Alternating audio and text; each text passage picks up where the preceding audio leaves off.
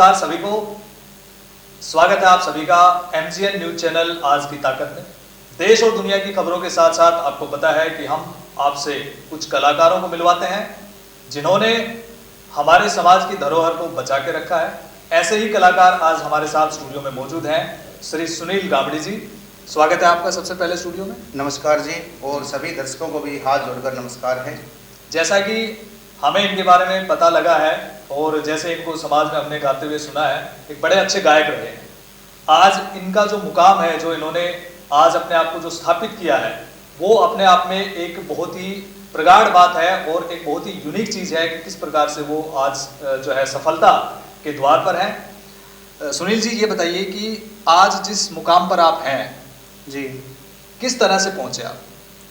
Sir जी देखिए, गाना एक बहुत ही बड़ी चीज़ है। हम तो गाने बजाने वाले के पैर के धूल के समान भी नहीं, क्योंकि गाना एक अथाह समुंदर है जी। लेकिन गाना हर इंसान चाहता है, जिस भी इंसान ने जन्म लिया है, चाहे गाना आए या ना आए, क्योंकि संगीत चीज़ ही ऐसी है। हर इंसान गाना चाहता है, कोई कोशिश करता है, लगन लगाता है, थोड़ा टाइम देता है, कुछ सीख पाता है। कोई स्टेज सिंगर होता है, कोई बाथरूम सिंगर होता है। हाँ, सिंगर सभी हैं। सिंगर सभी हैं। हाँ, ये बात सही है कि सिंगर सभी हैं। और रही बात मेरे गाने की, बचपन से ही हमारे घर में रेडियो बजता था जी। और रेडियो में जब रोहतक आकाशवाणी केंद्र से रागनी आती थी, शाम को 7 बजे मैं काफ़ी सुनता था बचपन से। और मेरा रुझान भी था। गांव के अंदर छोटे मोटे प्रोग्राम होते थे, जैसे किसी का लड़का हो गया छठी के उपलक्ष्य में जी, तो गांव के ही कलाकार, हमारे आसपास के क्षेत्रीय कलाकार, मैं सुनने के लिए वहाँ पे पहुँच जाता था। अब सुनते सुनते मुझे भी लगन लग गई कि मेरे को भी गाना गाना है गाना। लेकिन मेरे घर वालों ने मुझे बिल्कुल भी सपोर्ट नहीं किया, क्योंकि उस समय मैं मात्र ही 9 या 10 साल का था जब मुझे लगन लगी थी। और माताजी हैं मेरी, पिताजी एक्सपायर हो चुके थे बचपन में ही, मैं 11 महीने का था तब। तो माताजी ये चाहती थी कि मैं पढ़ लिख कर कोई सरकारी जॉब करूं जी। लेकिन जब मेरा रुझान इस तरफ उन्होंने देखा, उन्होंने बार बार मना भी किया, लेकिन फिर भी मैं दरकिनार करते हुए कभी कुछ बहाना लगा के, कभी कुछ बहाना लगा के कहीं ना कहीं निकल ही जाता था। और 2004 में मेरी जब शादी हो गई थी, शादी होने के बाद मैंने ये सोचा कि अब तो तेरे को लाइसेंस मिल गया है। क्या उम्र रही होगी आपकी जब शादी? सर मेरी 17 साल 2 महीने की उम्र थी, तभी हो रही थी। बाल विवाह? हाँ, बाल विवाह ही कहेंगे, क्योंकि परिवार के अंदर एक मेरे से बड़ा भाई, हम 2 ही भाई हैं, दूसरा भाई मंदबुद्धि है। तो मम्मी को काम वाले की भी ज़रूरत थी, और मम्मी ने ये सोचा कि कहीं ना कहीं इसकी शादी कर दूंगी, कुछ बंधन में बंधेगा तो शायद ये इस चीज़ से दूर हो जाएगा। लेकिन जो मेरी घरवाली है उसने काफ़ी सपोर्ट किया मुझे। मैं धीरे धीरे फिर प्रोग्रामों में जाने भी बड़े सौभाग्यशाली हैं कि आपको हाँ सपोर्ट। ये मैं अपना इस गाने बजाने का श्रेय उनको देता हूँ कि उन्होंने मेरा साथ दिया है। हालांकि वो रागनियों को समझती नहीं है, उसको पता नहीं कि इस चीज़ की नॉलेज नहीं है उनको, लेकिन फिर भी उन्होंने जो ये चीज़ चाह रहे हैं, इनका इतना इंटरेस्ट है, तो उन्होंने मुझे सपोर्ट किया है इस लाइन में। किस प्रकार की गायकी की आपने तालीम ली, क्लासिक या फिर रागनी? सर ऐसा है कि मैंने शुरुआत घड़वे बेंजू से ही की है। और आपका इंटरेस्ट शुरुआत में कहाँ था? इंटरेस्ट मेरा इसी रागनी लाइन में था। घड़वे बेंजू की रागनी में सुनता था और मैंने घड़वे बेंजू पे ही स्टार्ट किया है। और जो मेरे उस्ताद हैं मेरे गांव से ही हैं, वेद सिंह राजपूत नाम है उनका, उन्हीं के सानिध्य में रह के मैंने शिक्षा ली और धीरे धीरे स्टार्ट कर दिया। फिर आस पड़ोस में जो साथी कलाकार हैं उनसे मिला। एक श्रीमान चमनलाल जी कलाकार हैं हमारे उन्हानी के जी। हम बच्चे थे उस समय जी, बहुत ही अच्छा पुराने कलाकार हैं। हाँ, पुराने कलाकार हैं, बहुत मंजे हुए हैं, बहुत सुलझे हुए हैं।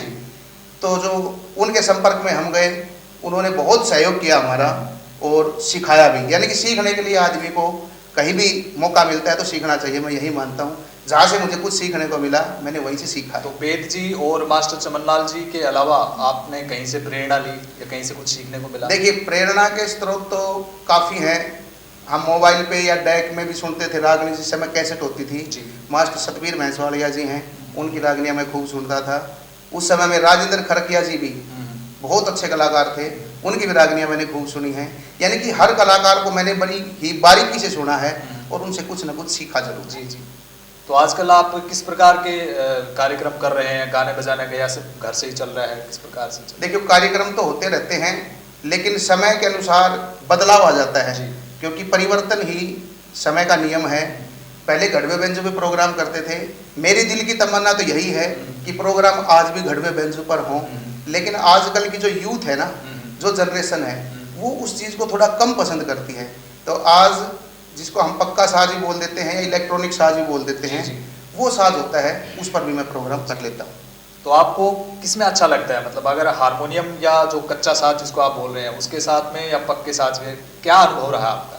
सर देखिए, साज की तो बात यह है कि साज तो सभी ही हैं, सभी साज बराबर हैं। गाना जो है स्वर का और ताल का मिलाप होता है, जिसमें स्वर है, जिसमें ताल बज रही है, वो गाना है। साज कोई बेकार नहीं है, कोई भी साज बेकार नहीं है। और जो गढ़वे बेंजू का साज है, इसको कच्चा साज बोल देते हैं, लेकिन साज ये भी है, हमारे हरियाणा का साज है ये। तो असली कल्चर तो हाँ, यही है, असली हरियाणवी संस्कृति को, यानी कि हमारी मिट्टी की खुशबू इस साज के अंदर झलकती है। हाँ, तो आज हमारे दर्शकों को इसी मिट्टी की खुशबू के साथ कुछ सुनाना चाहेंगे?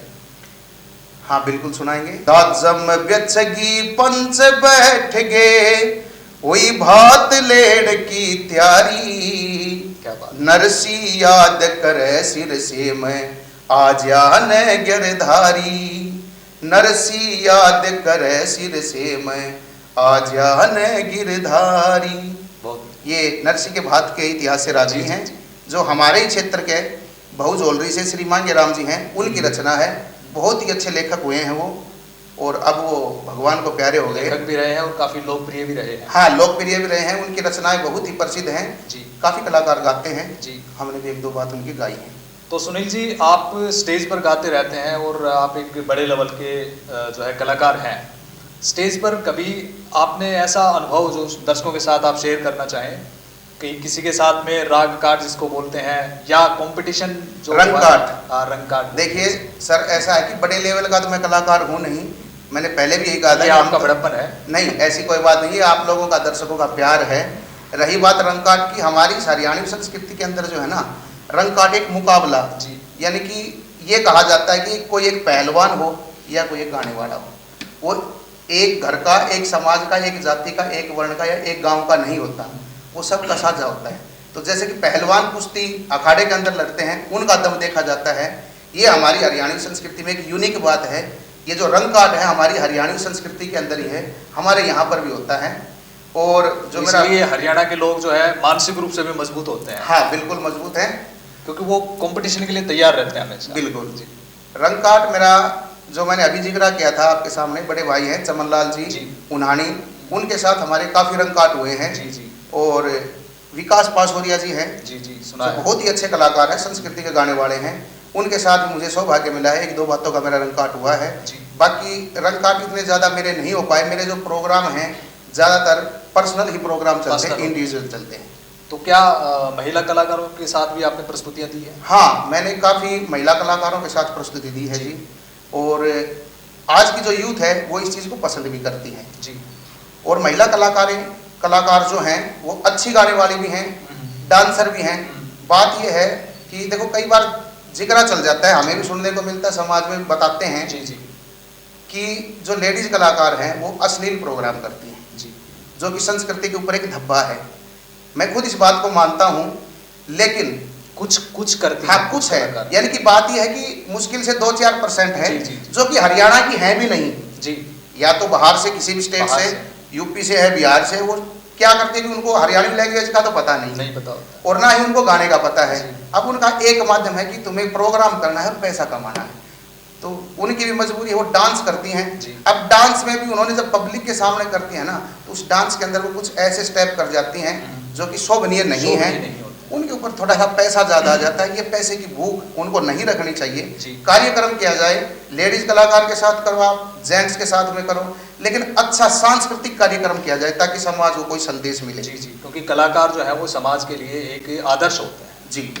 और बाकी मैंने लेडीज कलाकारों के साथ प्रोग्राम काफ़ी किए हैं, करता भी हूँ, लेकिन असभ्य और अश्लील कार्यक्रम हम नहीं करते जी, करना भी नहीं चाहिए। हाँ, क्योंकि जो धार्मिक ऐतिहासिक हमारी रागनियाँ हैं या भजन हैं जी, या फिर यदि पब्लिक है ज़्यादा है, पब्लिक इस प्रकार से नहीं भी मान रही है, पब्लिक यदि ऐसा चाहती है, तो भी मेरा यही संदेश है कि कलाकारों को कि पब्लिक की जो डिमांड है ना, अश्लील डिमांड को दरकरार करके उसको या तो कॉमेडी का रूप दे दो आप जी, या तो कॉमेडी का रूप, या फिर कोई ऐसा भाव बनाओ ताकि पब्लिक उस तरफ आकर्षित हो जाए, तो पब्लिक सुन लेती है। तो सुनील जी, हमारे दर्शक जानना चाहेंगे आपसे कि हरियाणवी रागनी के साथ साथ में आपको कौन सी और संगीत विधा की जानकारी है? सर क्लासिक या फिर कुछ और? ऐसा है, मैंने संगीत की कोई विशेष तालीम तो ली नहीं है जी, क्योंकि एक तो पढ़ाई होती है संगीत की, वो पढ़ाई तो हमने की नहीं। हमने जैसा सुना है, जो बड़े बुजुर्ग गाते आ रहे हैं, बस उन्हीं का अनुसरण किया है और उसी आधार पे हम गा बजा लेते हैं। हाँ, बस वही है जी। तो मतलब कोई आपने ये जो जिसको हम थ्योरी बोलते हैं, ये आपने कभी नहीं किया? अथॉरिटिकल नॉलेज जो है ना, यानी कि एक पढ़ाई की, जिसको आप कह सकते हैं कि पहली क्लास से लेकर जैसे कि 10वीं तक हम पास करते हैं, एक सेमेस्टर वाइज सिस्टम से, इस प्रकार से हमारी कोई तालीम नहीं है। हमने तो जैसे कि आपने गाया, आपसे सुन लिया, जो हमारे गुरु गाते थे, जो भी गा रहे हैं अपनी हरियाणवी संस्कृति में, उसको सुनकर बस उसी से, या फिर जो हमारे उस्ताद लोग हैं उनके साथ में बैठकर डिस्कस कर लिया कि कैसे करना है, कोई तर्ज वगैरह सेट करें, ऐसे ही कर लेते हैं। बाकी कोई विशेष तालीम नहीं। समाज से ज्यादा जुड़े हुए हैं, क्योंकि कलाकार जो है वो समाज से सीधा संबंधित होता है जी। तो आज आपको क्या लगता है कि आज कलाकारों से समाज क्या चाहता है, क्या एक्सपेक्टेशन रखता है, और आप उसमें कहाँ तक सफल? देखिए सर, कलाकार तो वही है जो पब्लिक का मूड पढ़ जाए, पब्लिक का मूड पढ़कर और उसके अनुसार प्रोग्राम दे सके, लेकिन उसमें भी मर्यादा तो निभानी ही पड़ेगी, क्योंकि प्रोग्राम के अंदर बाप बेटा भी बैठा होता है, लेडीज भी होती है, कोई बहन भी है, कोई काका भी है, कोई ताऊ भी है, रिलेशन भी होता है।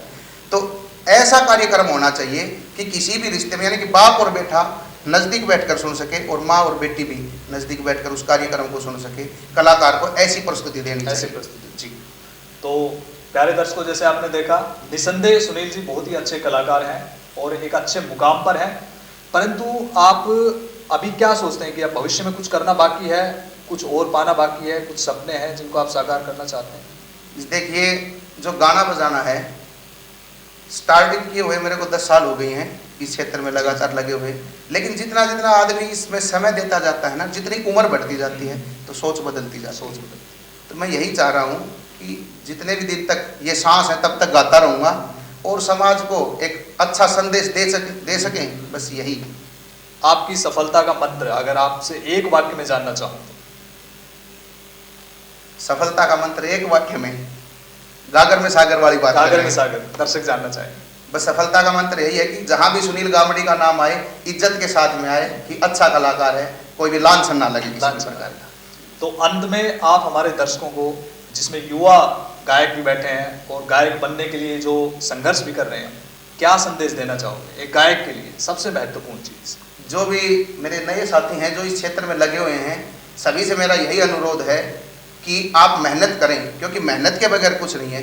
रियाज करें, जो रागनियाँ है, भजन है, गीत है, जिस प्रकार का आप गाना गाना चाहते हैं वो आपको कंठस्थ हो, वो याद हो, और संगीत के लिए समय निकालें। ये नहीं कि इसको टाइम पास माने। यदि किसी भी क्षेत्र में आना है तो उसमें डूब के आएँ। तो सुनील गामड़ी जी, आपने हमें इतनी अच्छी बातें बताई, इतने महत्वपूर्ण जानकारियाँ दी, आपके जीवन के कुछ पहलुओं को जानने का मौका मिला। निश्चित रूप से हमारे दर्शकों को, खासकर युवा कलाकारों को, बहुत ज़्यादा उनको मोटिवेशन मिलेगा, प्रेरणा मिलेगी, ऐसी हम उम्मीद रखते हैं। और आप जैसे कलाकार समाज के लिए इतने महत्वपूर्ण हैं। हमारी सभ्यता, संस्कृति और परंपराओं को बचाने के लिए आपका बहुत ही महत्वपूर्ण रोल होता है। तो आप हमारे स्टूडियो में आए, इसके लिए हम तहे दिल से धन्यवाद करते हैं। बहुत बहुत धन्यवाद। नमस्कार।